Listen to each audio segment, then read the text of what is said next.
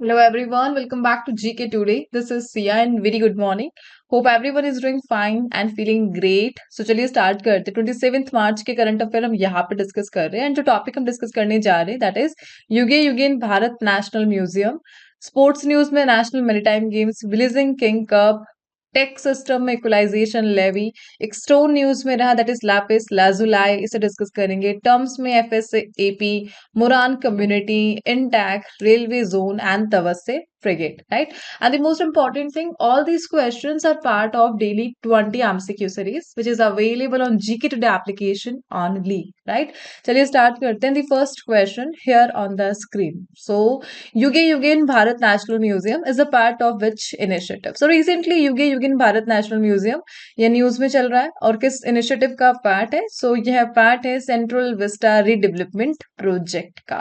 सो central Vista redevelopment project जिसके तहत India ने अपनी जो न्यू पार्लियामेंट बिल्डिंग है उसे इनोग्रेट करा था रिसेंटली, और उसी के तहत इंडिया का जो नेशनल म्यूजियम है उसको रीडेवलप किया जा रहा है और नाम रखा गया है Yuge Yugeen Bharat national museum, right? So Yuge Yugeen Bharat national museum इसे कहाँ पर लोकेट किया जा रहा है? North and south block of new Delhi में, और ये पार्ट है सेंट्रल विस्टा रीडेवलपमेंट प्रोजेक्ट का. इसके लिए एग्रीमेंट साइन हुआ है नेशनल म्यूजियम और फ्रांस म्यूजियम डेवलपमेंट अथॉरिटी के साथ. कब ये एग्रीमेंट साइन हुआ था? 19 दिसंबर 2024, टेक्निकल कोऑपरेशन के लिए. और इस म्यूजियम के तहत इंडिया का जो रिच कल्चरल हेरिटेज है उसे शोकेस किया जाएगा. पास्ट को प्रेजेंट से कनेक्ट करना है, फ्यूचर को इंस्पायर करना है, एंड इसके लिए इस म्यूजियम को डेवलप किया जा रहा है.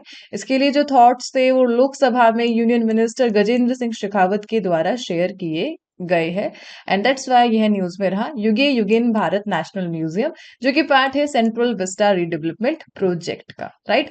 इसी के साथ जो सेंट्रल विस्टा रीडेवलपमेंट प्रोजेक्ट है इसे कब लॉन्च किया गया था? सो 2019 में लॉन्च किया था सेंट्रल गवर्नमेंट ने. इसका मेन ऑब्जेक्टिव क्या है? जो इंडिया की कैपिटल है द न्यू दिल्ली उसे रीडेवलप करना है. उसमें जो पार्लियामेंट बिल्डिंग है उसे रीडेवलप करना है, ऑफिसेस को रीडेवलप करना है, राजपथ एरिया को रीडेवलप करना है. यह इसका मेन ऑब्जेक्टिव रहने वाला था. इसके लिए बजट कितना आया है? 20,000 CR का इसका बजट आया है. इसके लिए जो एरिया है वो 3.2 किलोमीटर का है from Rashtrapati Bhavan to India gate. ये पॉइंट इंपॉर्टेंट है. और जो टाइमलाइन रखी गई है इस प्लान के लिए वो कंप्लीट होगी कब तक? 2026 तक. So overall central Vista redevelopment project के तहत युगे युगिन भारत नेशनल म्यूजियम का जो रीडेवलपमेंट प्रोग्राम है वो चल रहा है रिसेंटली, राइट? चलिए आगे बढ़ते. यहाँ पे हम कुछ डिस्कस करेंगे म्यूजियम से related question. What is the name of the Indian Navy ship that is being converted into India's first underwater museum? So उस इंडियन नेवी शिप का नाम क्या है जिसे इंडिया के पहले अंडर वाटर म्यूजियम में कन्वर्ट किया जा रहा है? दैट इज INS गुलदार. The next is where was the India's first open air art wall museum inaugurated? New Delhi में इसका इनोग्रेशन हुआ. Which state government recently inaugurated the Lakhisarai museum? और बिहार ने इसका इनोग्रेशन किया था. Where was the archaeological experiential museum inaugurated in Gujarat? और यह है वाडनगर में इसका इनोग्रेशन देखने को मिला था. इंडिया का पहला डिजिटल म्यूजियम जिसे जैसलमेर स्टोन से बनाया गया किस स्टेट में लोकेटेड है? यह है एंड महाराष्ट्र में यह लोकेटेड है. युगे युगीन भारत नेशनल म्यूजियम, इसके लिए कौन से मिनिस्ट्री रिस्पॉन्सिबल है? Ministry of culture, and the cabinet minister is Gajendra Singh Shekhawat. Zoological survey of India GSI geo science museum, इसका इनोग्रेशन हुआ रिसेंटली. कहाँ पे हुआ? ग्वालियर मध्य प्रदेश में. Let's move to the next question. When was the equalization levy first introduced in India?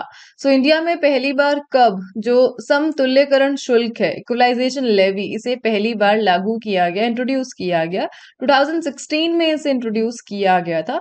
The 6% equalisation levy tax जो कि foreign companies पे करती है इंडियन गवर्नमेंट को, और ऑनलाइन एड्स के लिए यह जो टैक्स है ये अप्लाई होता है, बट रिसेंटली गवर्नमेंट ने प्लान करा है इस टैक्स को हटाने के लिए एंड 1 अप्रैल 2025 से ये स्टार्ट हो जाएगा, abolishment of equalization levy tax from the foreign companies, right. इसका जो बेनिफिट है वो जो मेजर एडवर्टाइजिंग कंपनी है just like Google, X and Meta इन्हें होने वाला है।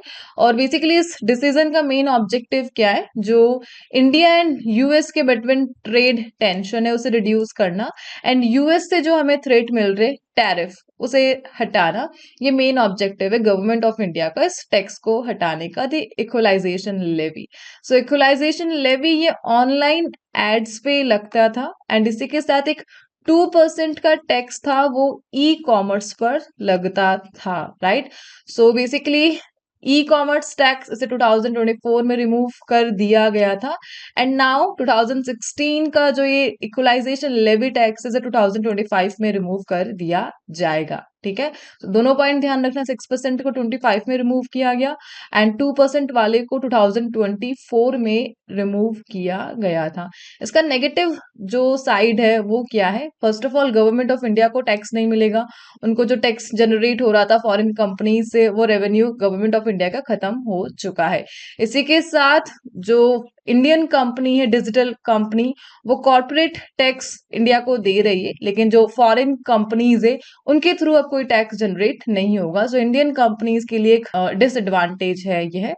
एंड ओवरऑल यूएस और इंडिया के जो ट्रेड है टेंशन है उसे रिड्यूस करने के लिए गवर्नमेंट ऑफ इंडिया ने इस स्टेप को उठाया है। चलिए आगे बढ़ते हैं, यहाँ पे हम कुछ मेजर बैंकिंग अवेयरनेस से रिलेटेड क्वेश्चंस को रिवाइज करेंगे and that are which institution is associated with rapid innovation and startup expansion accelerator program, और इससे अटल इनोवेशन मिशन एसोसिएटेड है। Which company has recently launch the world's first compressed natural gas powered two wheeler, इसे Bajaj auto ने recently launch करा। The next is recently India has overtaken which country in the MSCI EMIMI index, और इसमें recently India ने China को overtake किया है। Which organization recently received approval of funding of $215.6 million from the Green Climate Fund for financing mitigation and adaptation projects, और सिडबी ने इसे approve करा है। The next is what is carry trade recently seen in news? So carry trade का mean क्या है कि जो लो इंटरेस्ट रेट कंट्री है वहां से उधार लेना और हाई रिटर्न कंट्री में इन्वेस्ट करना, यह इसका मेन ऑब्जेक्टिव है। What is the name of the new road patrolling vehicle introduced by national highway authority of India, NHAI ने रिसेंटली राजमार्ग साथी को इंट्रोड्यूस करा है। And which institution has release the quarterly house price index, and that is reserve bank of India, RBI ने इसे launch किया है।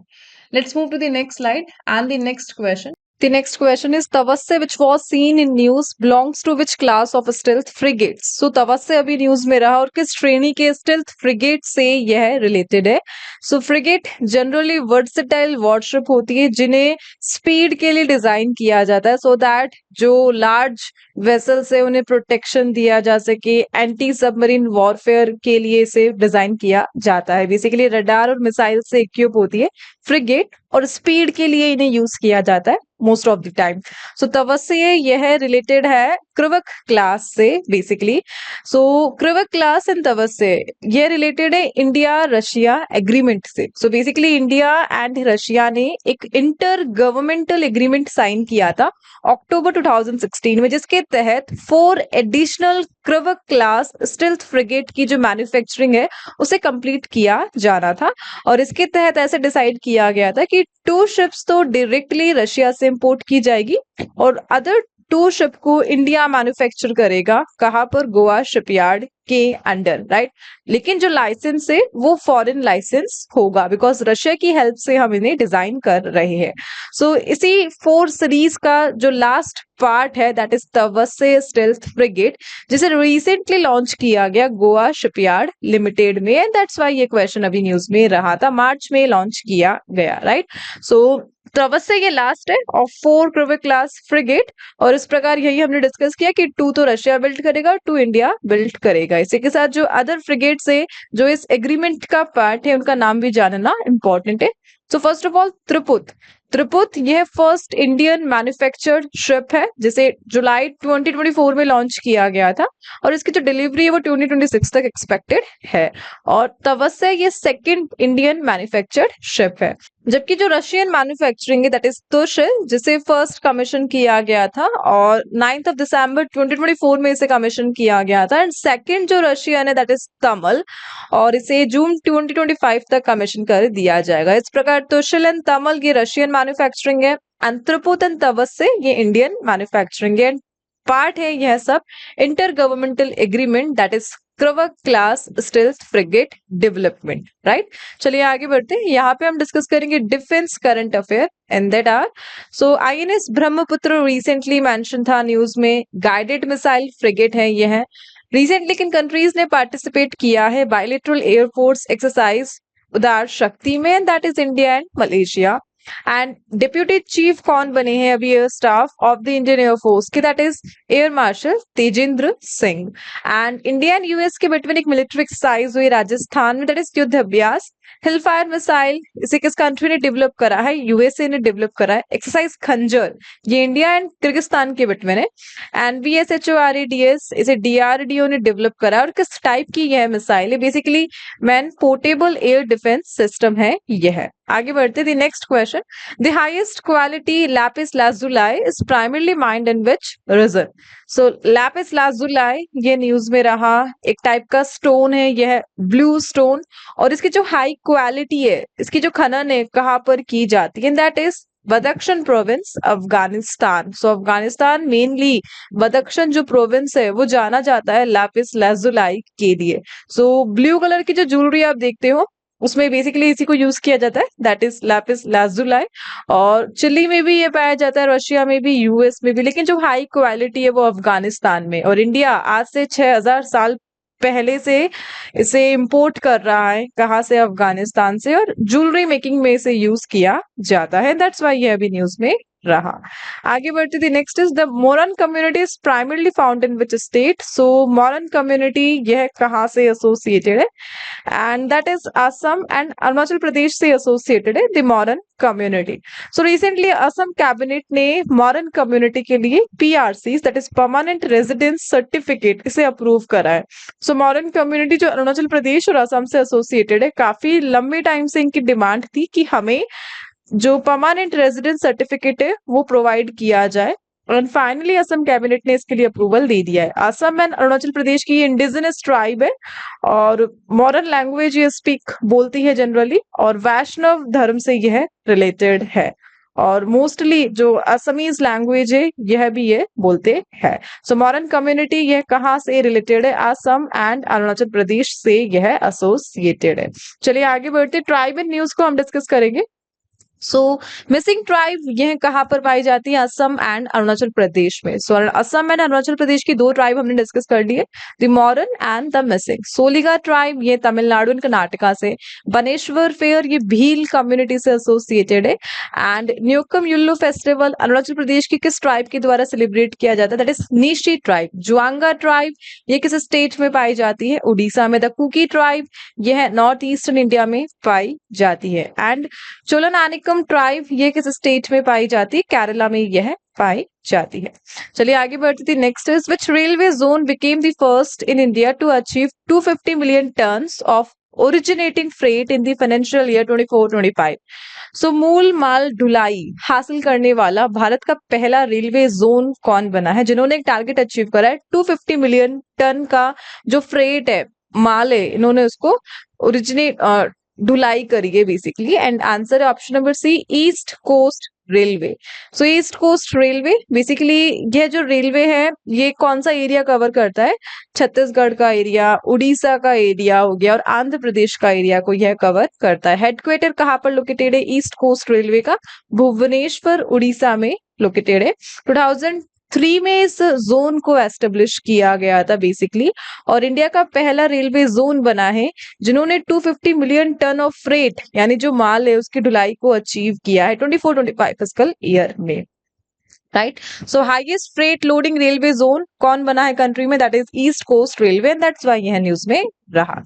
The next is who has been elected as chairman of Indian national trust for art and cultural heritage in March and that is Ashok Singh Thakur. So Ashok Singh Thakur को recently INTACH की जो annual general meeting हुई वहां पर उनको चेयरमैन अपॉइंट किया गया है।